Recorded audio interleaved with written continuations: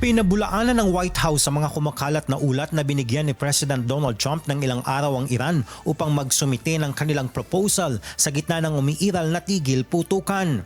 Ayon kay White House Press Secretary Karoline Leavitt, walang itinakdang tiyak na deadline ang Pangulo. The President has not set a firm deadline to receive an Iranian proposal, unlike some of the reporting I've seen today. Ultimately, the timeline will be dictated by the Commander-in-Chief and the President of the United States. Iginiit ni Leavitt na nananatili sa kamay ni Trump ang pagtatakda ng timeline sa laban ayon sa interes ng Amerika. Samantala, sinabi rin ng White House na satisfied ang Pangulo sa ipinatutupad na naval blockade ng US sa mga daungan ng Iran. Malaki na umano ang naidudulot nitong pressure sa ekonomiya ng Tehran na nagpapahina sa kanilang posisyon. They're losing $500 million a day. The Karg Island is completely full. They can't move oil in and out. They can't even pay their own people as a result of this economic leverage that President Trump has inflicted over them. So he's satisfied with that as we await their response.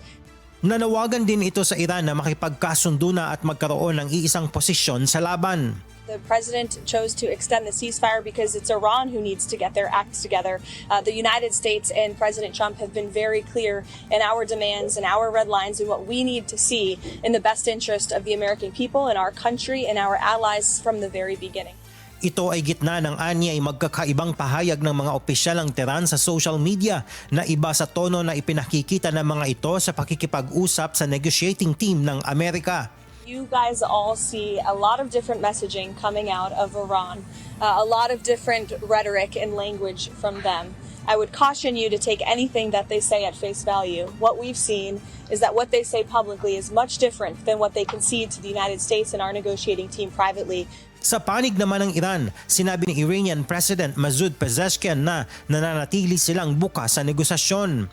Gayunman, pangunahin pa rin nagiging hadlang sa pag-uusap ang mga umano'y paglabag ng US sa kasunduan tulad ng patuloy na blockade at mga banta ng pag-atake.